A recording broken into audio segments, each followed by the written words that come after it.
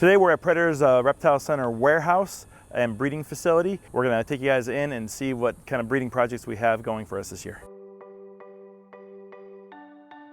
We're going to look at bearded dragons first.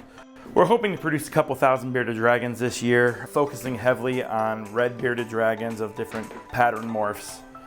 This is a red translucent bearded dragon, very bright.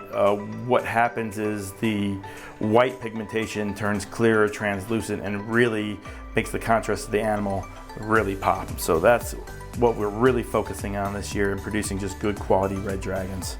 Here are some of the babies from this year. These guys are days old, so you're not going to really see massive color into these guys, you know, for at least 2 or 3 weeks. The spent eggs that the babies were in already. And then we got one little guy left. His nose is poking out right there. So then we have leopard geckos. This is a beginning pet, so we try to keep them fairly inexpensive. So this is a tangerine bull stripe. Yeah, so this is a normal leopard gecko. This is pretty close to what they look like coming out of the wild. What we're really pushing towards for the collector is the black knight. This is a line bred trait, so someone took the normals and they noticed there was a darker animal. Over time, they bred dark animals with dark animals till they finally came up with this animal. So the exact opposite is a hypo animal or hypomelanistic animal. We took all the black out and you end up with yellows and oranges. When you think of an iguana, you think about like a 6-foot big green animal with big spikes on it and whatnot. Defensor iguanas, this is an adult male of this type of iguana. This is a spiny tail iguana from the Yucatan. Very pretty, a little squirrely. We don't handle them much. Another species that we have in our hot room is Imperial agama. These animals, when they're imported, tend to do very poorly in captivity. There is a local gentleman that actually produced some, and we bought some babies to keep the captive production moving forward so we don't have to import them anymore. And it's a beautiful animal, but we don't want to see animals keep doing poorly. So yeah. We have ornate uromastics. These are 2 different color phases of the ornate. You have a green phase and a blue phase. I like the green phase better. This is another one called Xenogama taylori. This used to be a very common animal when I first got into this industry probably 20 years ago. And they're almost about breeding size, so we should hopefully see some babies and you'll be able to buy some at Predators Reptile Center soon. This is another really rare uromastics called princeps. Not incredibly colorful, but they have these giant big spiky tails compared to their body. And we had a clutch of these guys this year.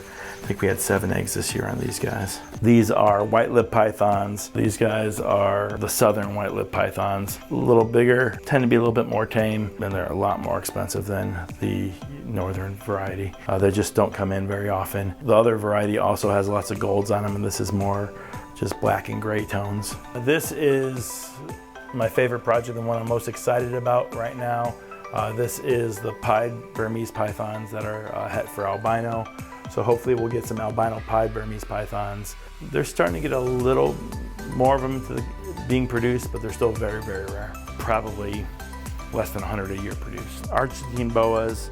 This is another animal that has been really disappearing off the availability list. So we got a big female. I'm going to a trade show this weekend. Hopefully we'll find a male to pair that up with. But in the meantime, we're getting that to just grow up. Up top here we have Angolan pythons. It's kind of like a ball python with a keeled or pebbled scale on it. Real pretty, get a little bit bigger than the ball pythons too.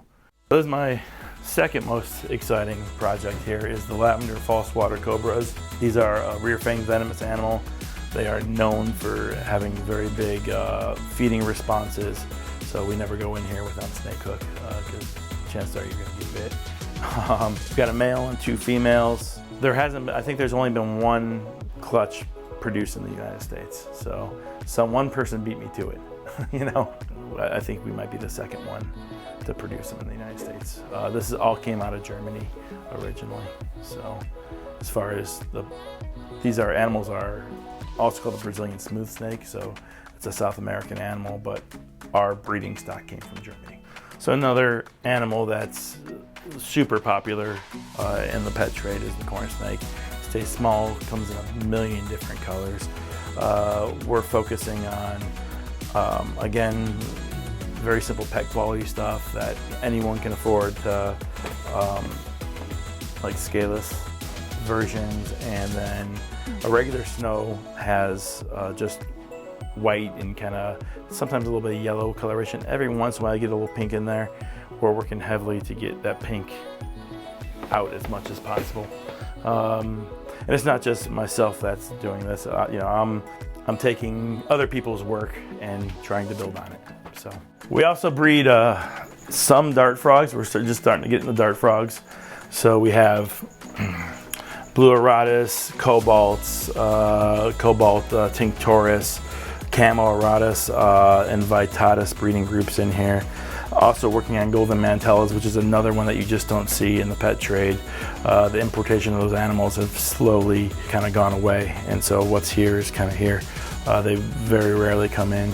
And then another fun one is Tumu Kamaku tinctoris, which is another rare version of, like this. The cobalt's probably the most common poison dart frog out there.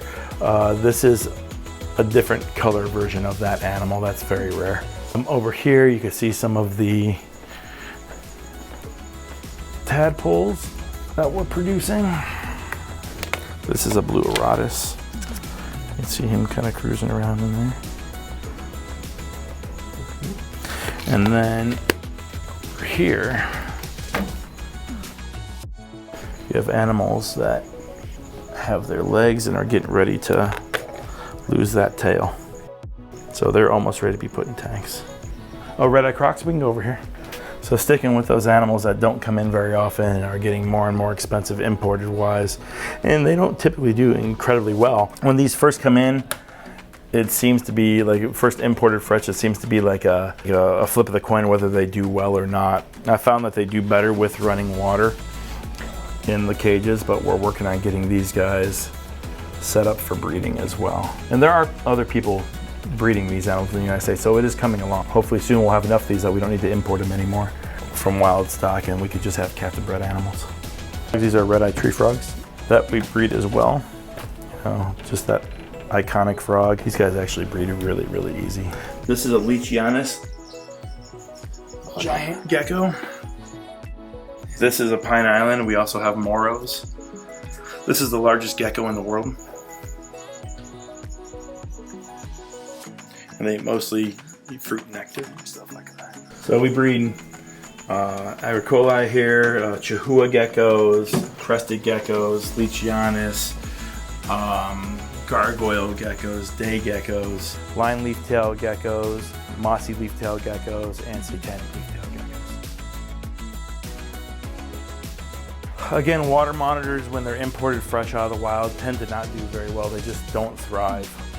So I'm trying to produce a colorful animal that's got a decent temperament, that doesn't get massive for the pet trade. For my store in particular, you know, these don't produce a ton of babies, so he's gonna get big though. Probably a good 6-foot animal at least. So it's super tame. That's it for today. Hope you guys enjoyed it. We got a show going on in Pomona, California, so we got to get going. We'll see you next time.